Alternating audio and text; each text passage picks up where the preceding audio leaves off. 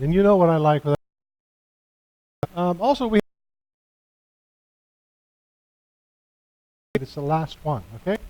And so let me know if you want to do that. Don't raise your hand right now because I'll forget all about it. Coast trip is this Friday. We're going to the coast. We're going to do the coastal trip. We're taking the van. If you don't like to ride in the van, you can follow us in your car. That's a cool thing. And let me see. If you want to go to the coast, it's a fun time. Here's what we do. We take off about, what time did I put in the bulletin? Anybody know? Okay, we're taking off at 10-ish right from here. And we're heading down to Florence. We're going to go. And we're going to, and you get about an hour or so to wander around Old Town, spend all your husband's money or your wife's money, whatever it could be. And then depending on time and depending on the weather and our health, we may run out to Hasita Beach, you know. Or if you don't want to if you don't want to go downtown, want to go to the coast, you know, we can just do whatever. And we do need to say thank you to Stephanie and Jeremy. One of the things. Okay, so that's what's going on there. Today we got to wrap up. Okay, that's put them up. We're going to do one more today, and she's going to run around and grab you by the nape of your neck if you're not getting pictures taken. And if not, you'll just have to wait until we do it again. It's for the backboard. She's going to do some printing of pictures this week. So if you haven't had your picture taken, please work with these folks, and let's wrap it up today. Also, in the jar, that jar back there by the coffee that says not Indian Mission, it says Malawi Mission, okay? To say, go today, on September 11th, Donita and I were in port at Juneau, Alaska. We were on our honeymoon cruise, before I was, and she started seeing the towers go on CNN. And she told me, she said, "Alan, wake up, see this." And I said, "Oh, it's a hoax, good night." And then it kept on going, and then I had one eye, and like you, we could not believe what we were seeing. Maybe you could. I was stunned, couldn't believe what I was seeing. And most of us, if we're old enough, know where we were.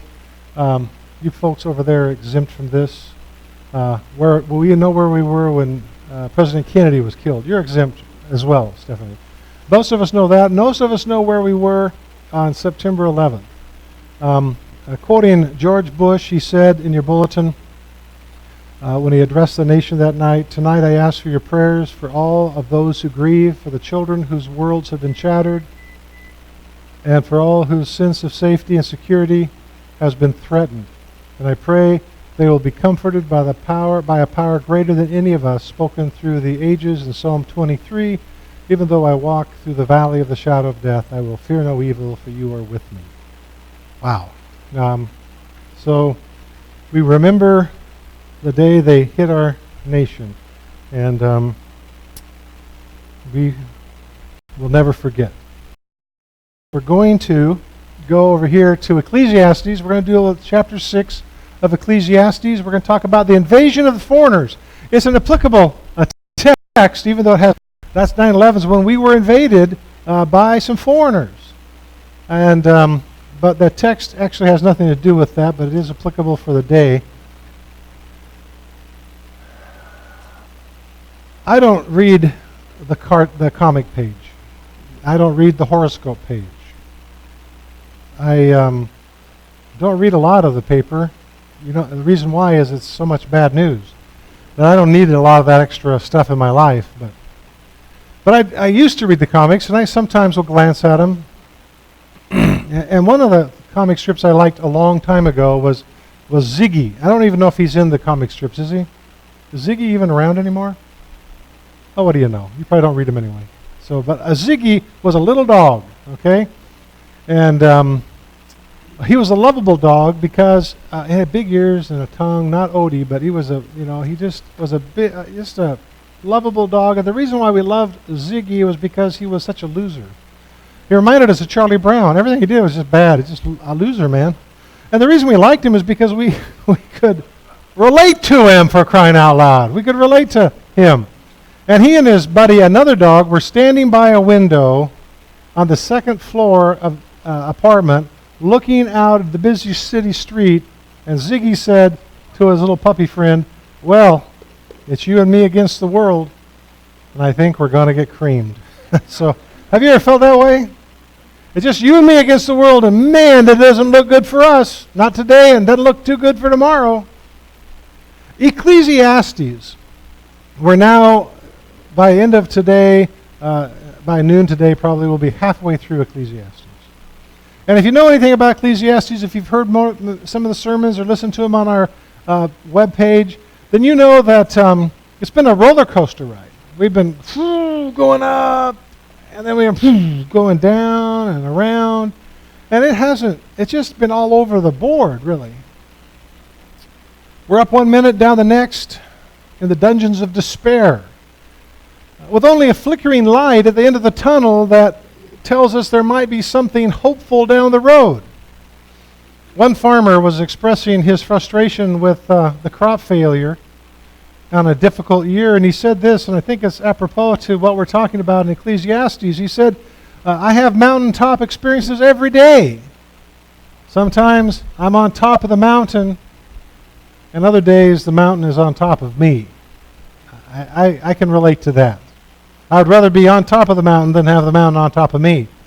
And in chapter 6, the picture that's painted is the mountain on top of us. If you read the whole chapter, you see that Solomon is saying, man, the mountain is on top of me here. This is not good. The foreigners are invading, and some of your translations will say strangers, and they're just taking all my blessings, all that I've worked for. They're taking everything. And it's just not a good situation. We'll get to that verse here in a little while. So it's a troubling passage. And I broke this here, so I got to find where that little piece of something went that holds the batteries in place. You see it, anybody? Okay. Who wants to help me find this? Oh, what? I found it. Don't worry. See, I tell you, the mountain's on top of me today. It's just not one of those days. Okay, hold on a minute. So, what do we do? Solomon's not a happy man, as he writes the 6th chapter. Not a happy man. He's a troubled man. So what does God have in store for us when life is not going the way we want it to go? What's life like when life is crashing down on us? When life is not fair? Yesterday, we had some friends over for lunch from Eugene area. Kevin's been a friend of mine for 40 years. I married him. They told me I married them 32 years ago. I don't know who they were talking about. I wasn't even hardly around 32 years ago.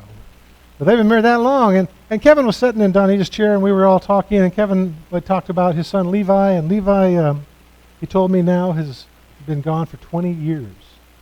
It was only like, I think he said 9 or 10 when he passed away from some cancer.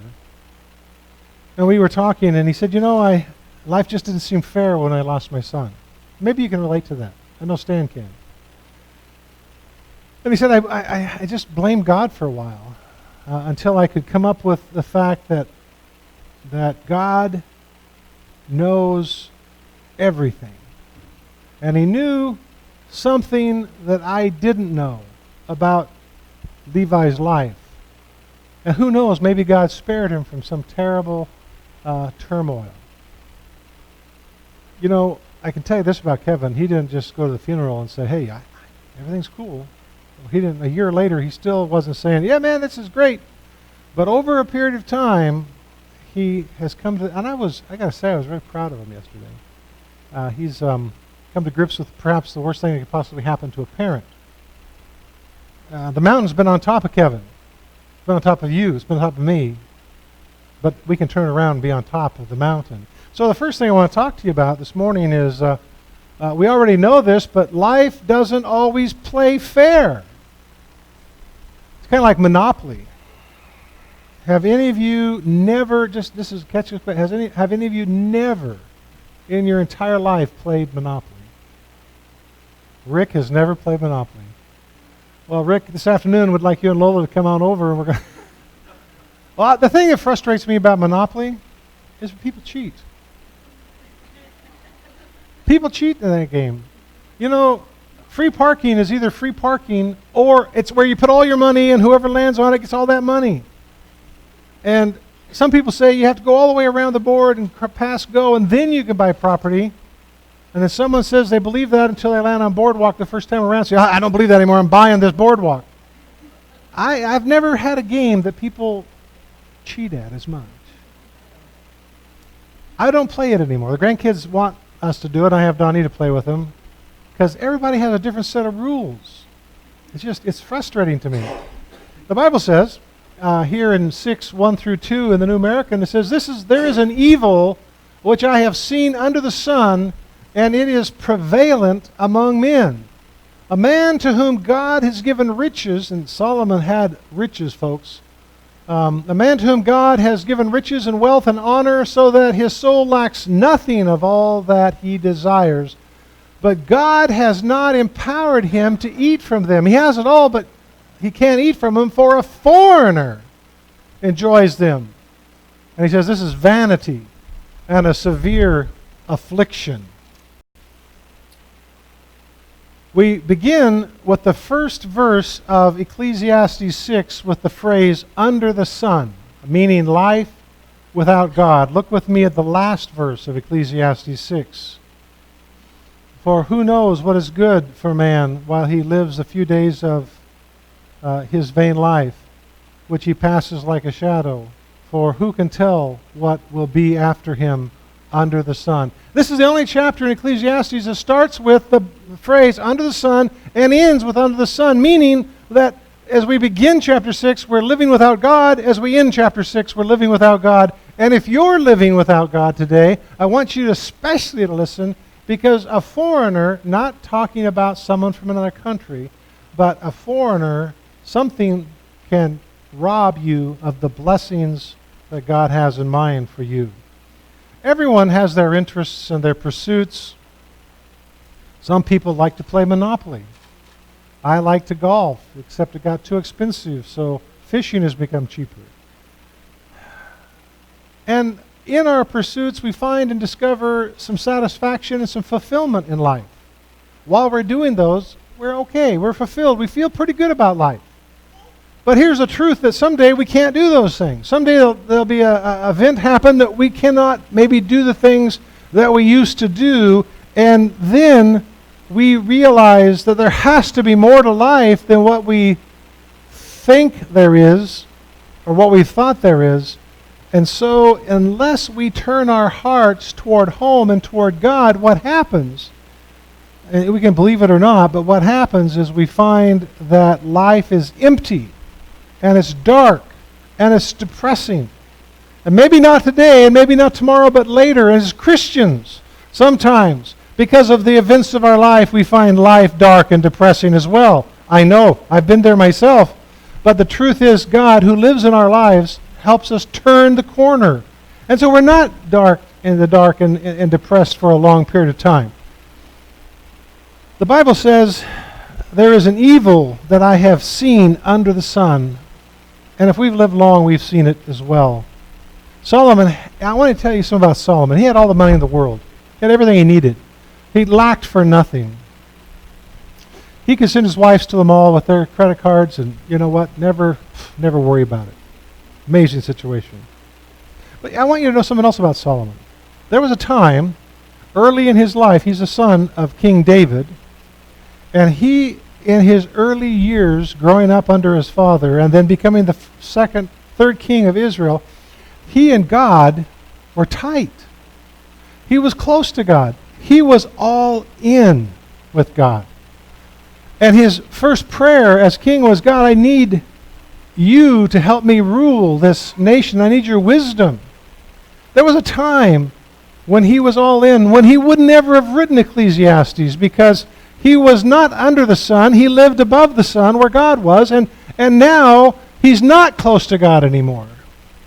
But I believe, and we'll see it in the 12th chapter, that he came back around.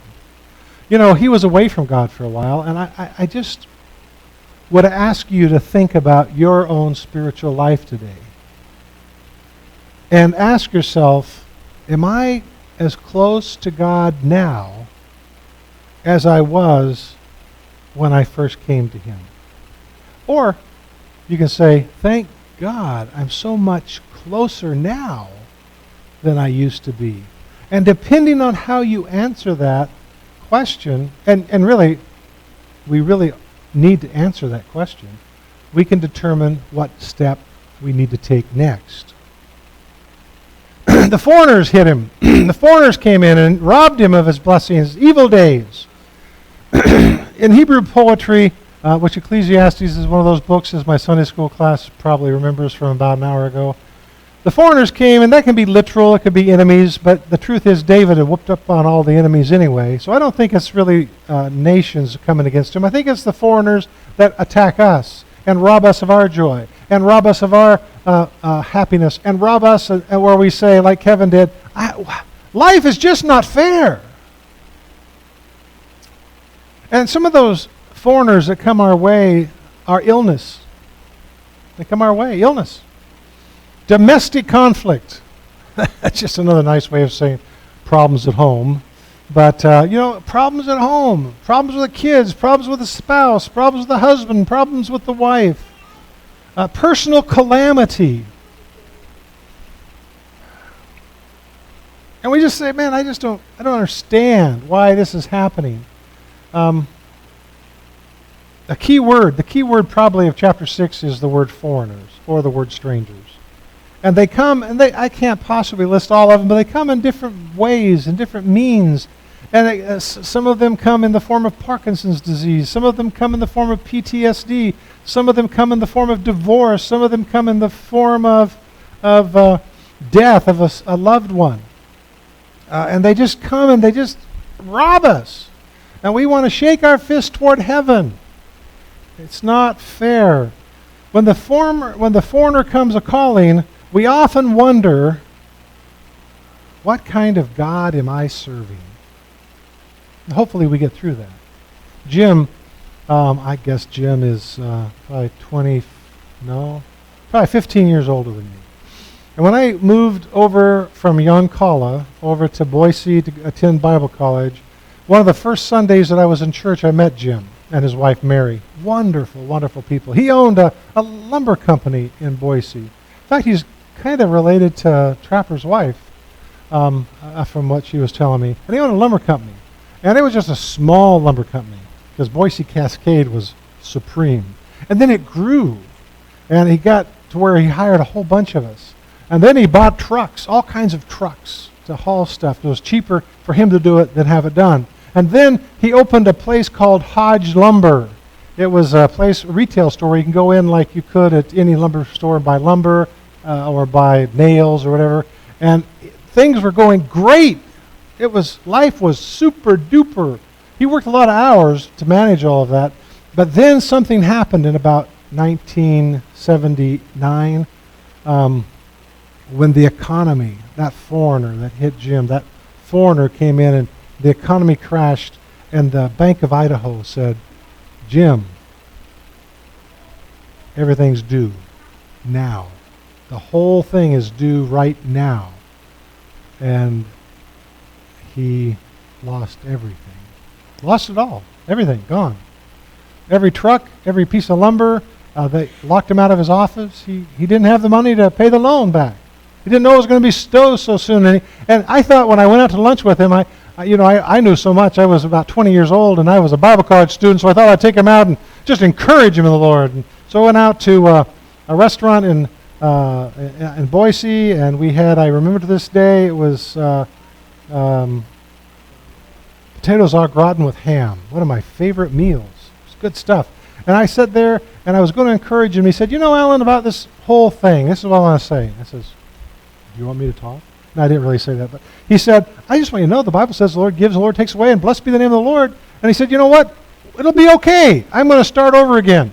And we'll get going again later. And he's retired now, but he got over to Cascade Locks and began again. No more trucks, he said, and a smaller scale, and was successful.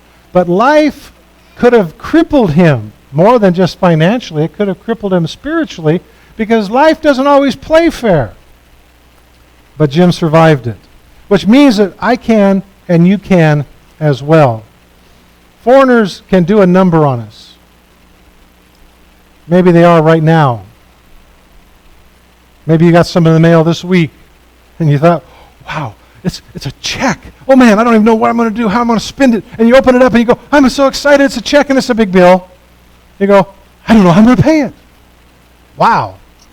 Or maybe it was a news from family that you've lost someone. Or a doctor sends you a report on a CAT scan or a PET scan or something. The foreigners can do a terrible number on us, but while life doesn't play fair, mark this down in your mind, if not on paper, while life doesn't play fair, God does. And it may not seem like it at the moment, but as you work your way through that, you'll find out that, yeah, God plays fair. There was a time in my life when God and I went to bat. Actually, God didn't go to bat. He didn't need to. But I went to task with God over Romans 8:28. And I said, I don't believe it, Lord. All things work together for good. It's just absolutely, positively not true. And I wanted him to answer me. It's a good thing probably for me he didn't, But I found out within a year or two that actually God is right. All things do work together for good, even when we don't think so. So the first thing I want you to see again is we already know this, but life doesn't always play fair. The second thing I think we can see from this is what won't work when life is unfair. There's some things that won't work when life is unfair. We read about them right here in the text. There's some things that Solomon tried that just didn't cut it. And we sometimes say, well, you know what? I tell you what. So what I'm going to do is I'm divorced, and so what I'm going to do is I'm just going to run out and get married again. I'll show her. And then pretty soon you say, I'm going to show her. And again, you get the picture. We just need to know there are some things that don't work when life doesn't play unfair. Now, I could talk about this until the Lord returns, but the truth is we're going to do what we are going to do, and sometimes we try to prove what God says is wrong. I don't know how many people I've talked to that say, they don't say it exactly this way, but they'll say, Alan, I just know the grass is greener on the other side. I just know it is on the other side of the fence. The grass is greener. I say, what do you mean? Well, things aren't good at home. Things are bad at home. Things are miserable at home, and I'm miserable. And so I know there's I'm going to just jump the fence and find me someone else. But I want you to know the grass is greener on the other side of the fence because there's a lot of poop there. And you're going to jump right into it. Nice. Huh? Nice. Thank you. And that's the truth. There's just a lot of, let me say a different fertilizer there, okay? And so oftentimes when we jump, well, you know what I said, okay? Well, so there are some things that just won't work when life is unfair, and I'll share some of those with you right now. When life is being lived without God, it doesn't really matter what we try to add to our life. We can add everything we can, but everything minus God is still a zero. It really is. Look at verse 3 here. Verse 3. Now catch this. This is the answer, maybe, so maybe you try this. Ladies, give this a shot. Okay, if a man fathers 100 children, wow. And again, wow. 100 children, and lives many years, however many they be, but this soul is not satisfied in a good thing with good things, and he does not even have a proper burial, then I say better the miscarriage than he. Things aren't working good. I tell you what we ought to do. The marriage isn't working good, let's just have a baby. That'll bring us together, I'll tell you right now. We're not doing good, you ought not be thinking about that kind of stuff. But that's just me. Families are great. Large families are great. My dad, I think he said his mother, bless her heart, had 12 children. Wow. But even with large families, living without God, kids alone cannot add the color to our lives that we need. A depressed person like Solomon usually asks two questions. Maybe you have. Why was I born?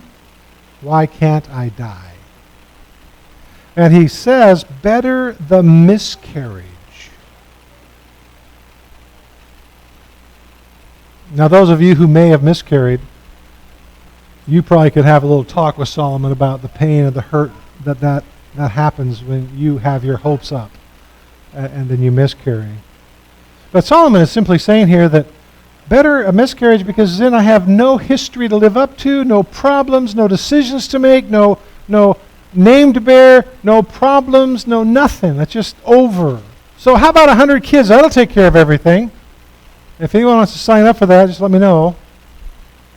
And then number 6 is, even if the other man lives 1,000 years twice. Now, I was a little weak on math, but I came up with this must be 1,500. 1,000, no, it'll be 2,000. Even if the other man lives 1,000 years twice and does not enjoy good things, do not all go to one place. So the answer is, if I could just live longer, then things will get better. If I could, Hezekiah tried that. God said, you're going to die. Hezekiah said, give me 15 more years. And God said, okay. If I could just live longer, then I can outlive the evil of this world. But, you know, the truth is, when life hits us between the eyes, when our health is gone, our wealth is compromised, our family has already passed away, our friends have passed away, our job is gone, and we can't live totally on Social Security, if we no longer trust God or never began trusting God, the truth is, who wants to live even 1,000, let alone 2,000 years? We don't want to do that. It'll just soon be over. So 2,000 years is not the answer. Then, of course, we could look at verse 8. For what advantage does the wise man have over the fool? And I don't know for sure here, but some commentators speculate that he's talking about education here. To not be a fool. So here's the thing. What advantage is education? Now, there's a lot of advantage to education. One is you can probably get a job a little bit better with education. Now, back in the day, which is way before my time, probably in the time of our dads or grandpas, my dad, Mom told me, I asked Mom one time, I never did ask Dad, but I did ask Mom one time, how far did Dad go in school? It surprised me that he only went to the 6th grade. But you know what? At that time, he didn't need any kind of a degree or a diploma or even a GED. He just went to work. And he ended his career at Woolley Mill, top of the pay scale for his position, took care of all of us at home, and everything was good. Today, the truth is you need an education most of the time to get any kind of a job. A GED might work in some cases, but you know, some of the military branches won't even accept us with a GED. Not that I've tried, but that's what I understand. So education is good, but here's the thing. Here's really the thing.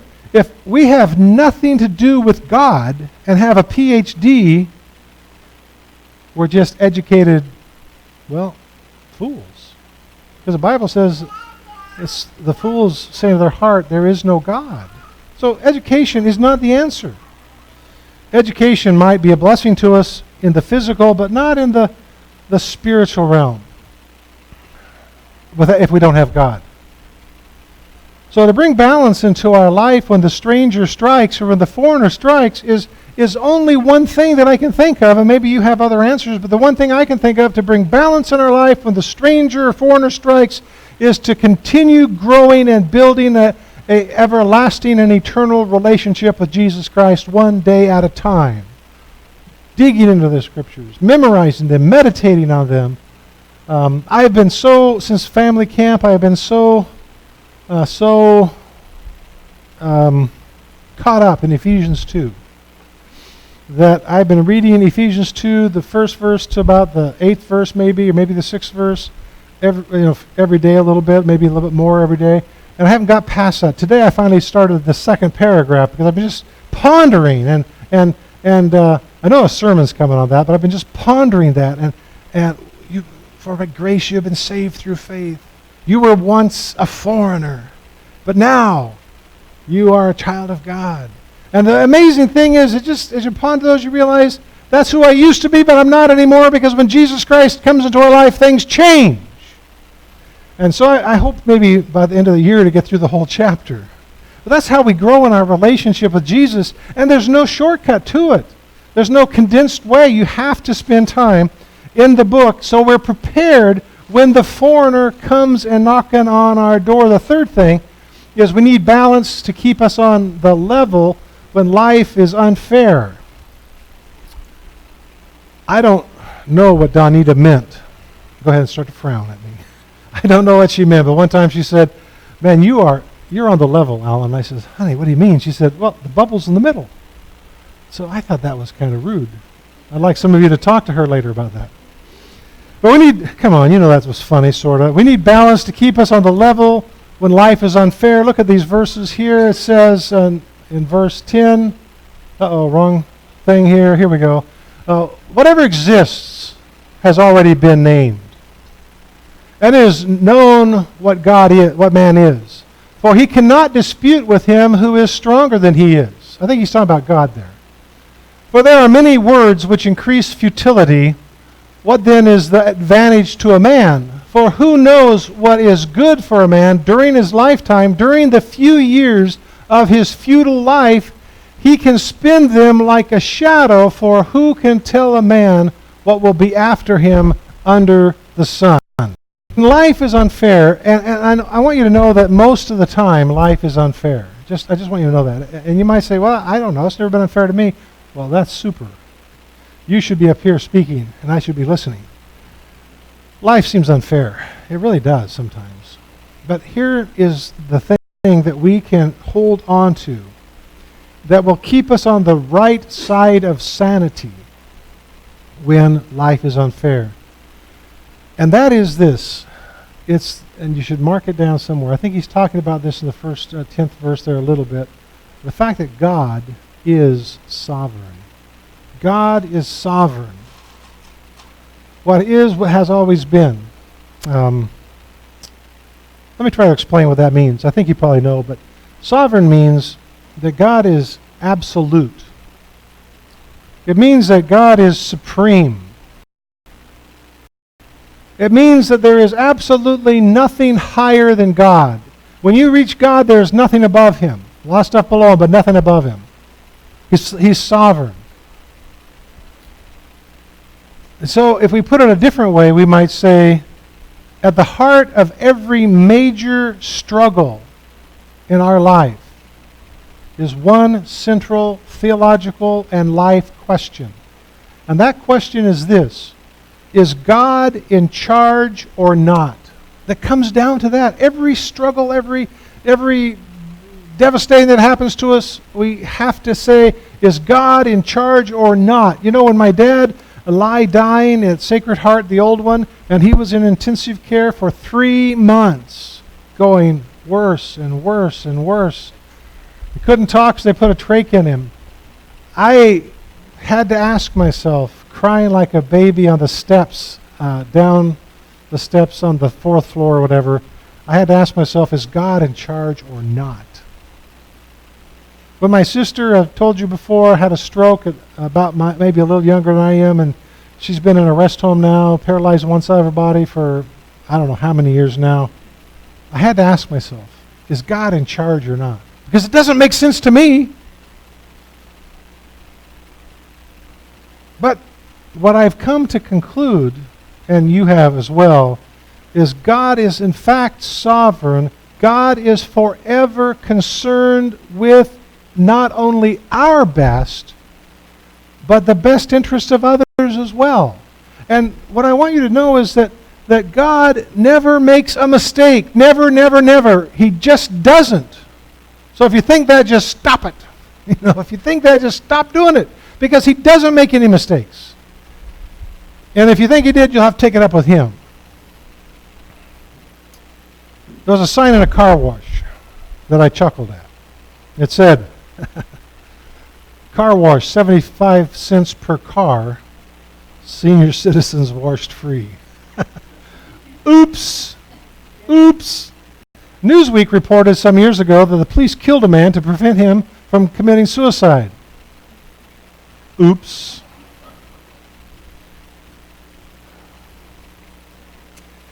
I hope you're not one of these.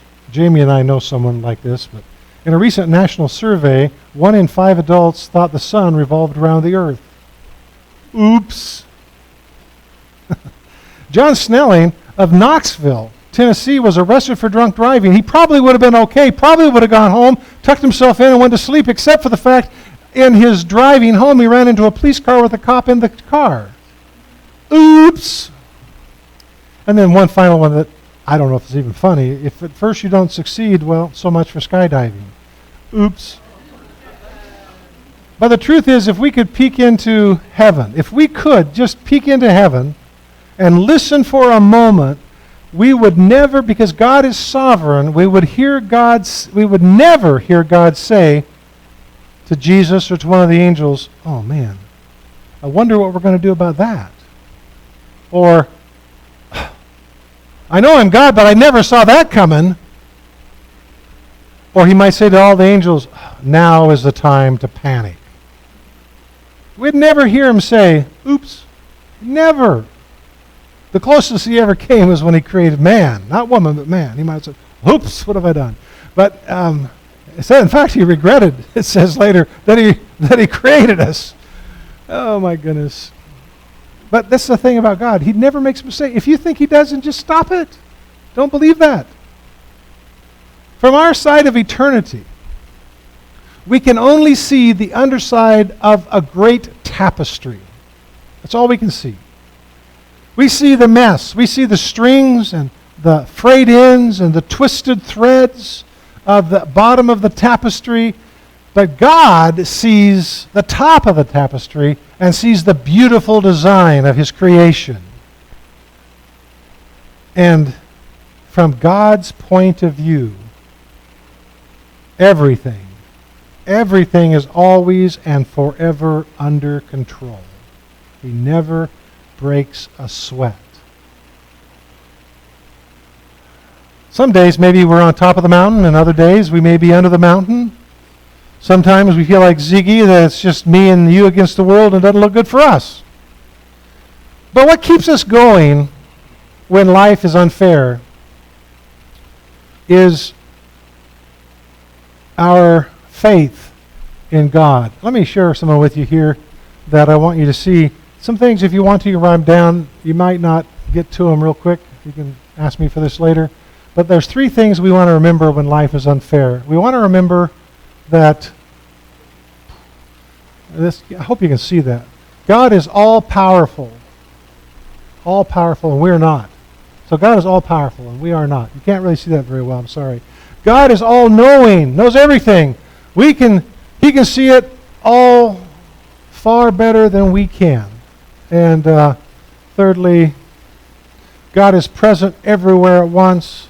He doesn't miss anything, and nothing surprises God. Nothing surprises him. So the thing that keeps us going through these crisis times in our life is our faith. And faith is simply this: it's complete and absolute confidence in the integrity and sovereignty of God. That's what faith is. It starts as a mustard seed and it grows from there, and a complete and absolute confidence in the integrity, sovereignty, and character of God. And so what I would do today, if life just seems unfair to you, and it's been that way for some time, and you just don't know what to do, I'd invite you to begin a life of faith in a sovereign God that you can trust in.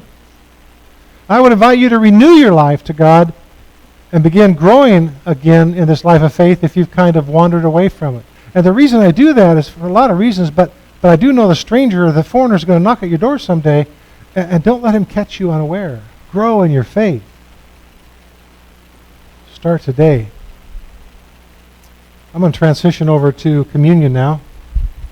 And so those of you who are going to serve, go ahead and come on up.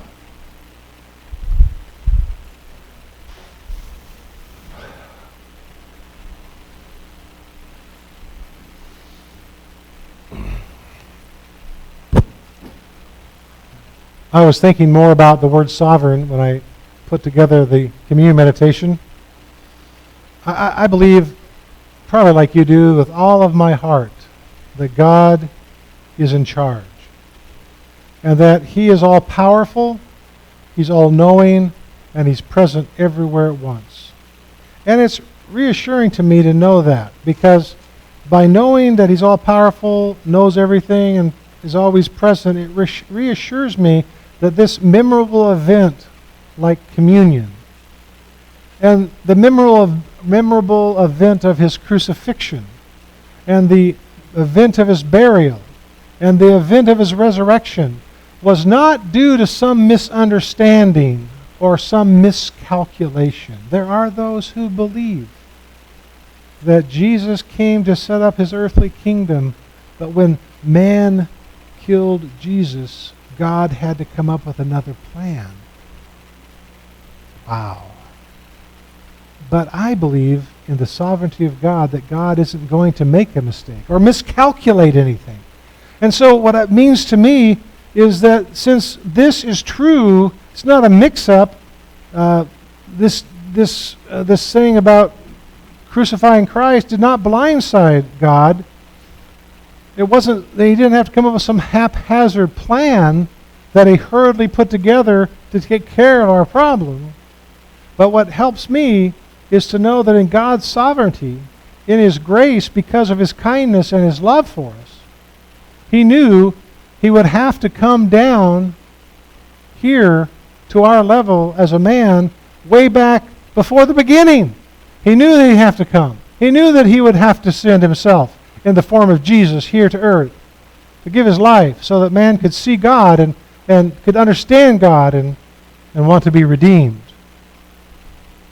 It's so amazing to me that in His sovereignty, that God came as Jesus. He came as fully God and fully man, that His pain, His blood, His agony, His thirst, and His death were all real.